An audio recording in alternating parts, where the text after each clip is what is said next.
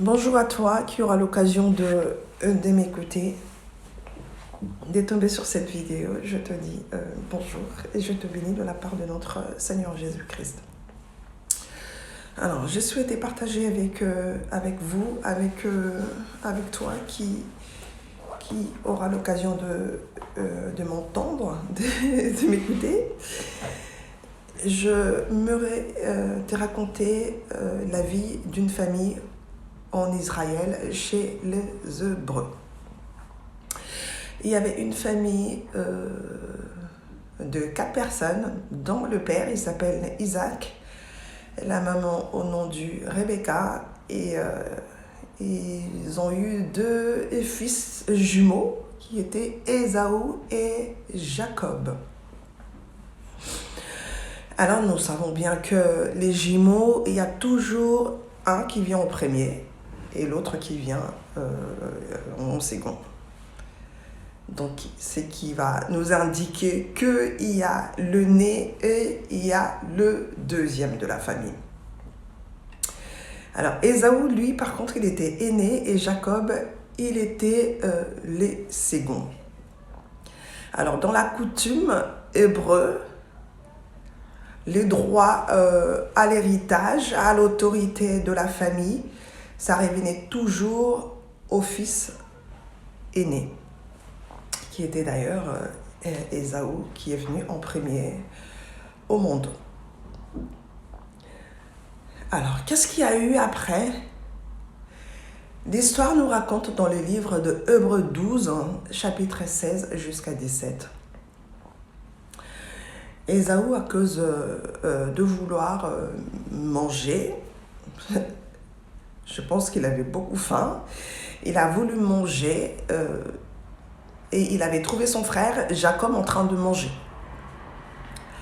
Il a demandé la nourriture à Jacob et Jacob lui a répondu, Jacob qui était le second, le deuxième de la famille, qui racontait à son frère aîné, si tu veux bien que je te donne le plat que je mange, est-ce que tu peux m'accorder ton droit de naissance? Le droit d'être le premier de la famille. C'était ça. Et Ésaü, l'aîné, il a accepté de vendre son droit de naissance pour le plat de la nourriture, parce qu'il avait beaucoup faim. Alors, il s'est passé qu'il y a eu le change entre le plat de la nourriture et le droit de naissance. Et plus tard, après, quand leur père Jacob et Isaac plutôt, qui a voulu maintenant donner le droit, l'autorité, l'héritage de la famille à l'aîné de la famille. Et c'était trop tard. C'était trop tard pour Jacob. Et parce que ses droits, comme il avait fait le change de la nourriture avec son droit de naissance, alors c'était Jacob, les seconds de la famille, qui a pu récupérer tout ce qui était, tous ses droits, l'autorité, l'héritage de la famille. Et la Bible identifie Ésaü étant profanateur. Je reviens sur ça, et ce qui est très très très intéressant pour toi et moi, tout ce qui est le personne des profanateurs.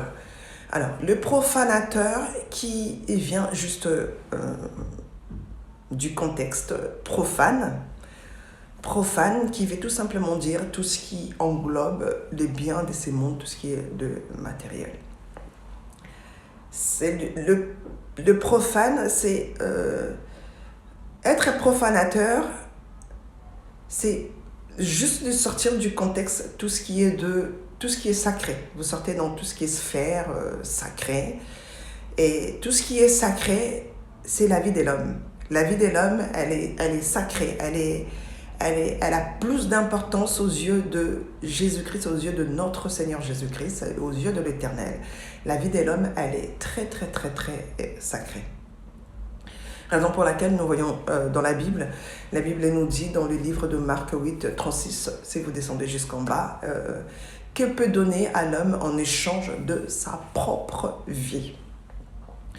Le Seigneur Jésus-Christ nous interdit d'être des profanateurs, d'aimer les choses de ces mondes plus que les choses qui est sacrées. Tout ce qui est sacré, c'est la parole de Dieu, la vie d'un homme sur terre.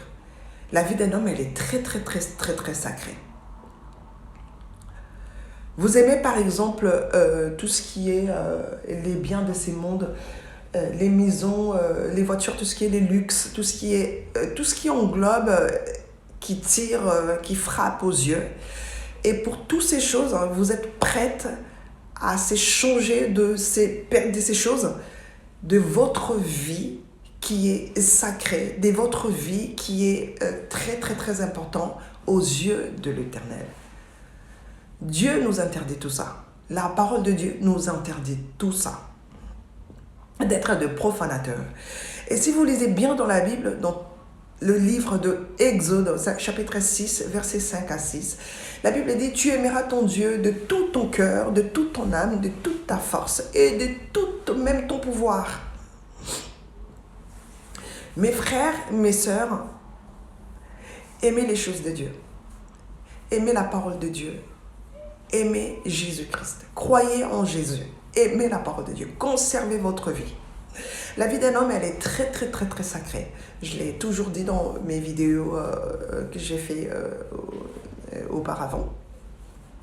La vie d'un homme, elle est très, très, très, très, très sacrée.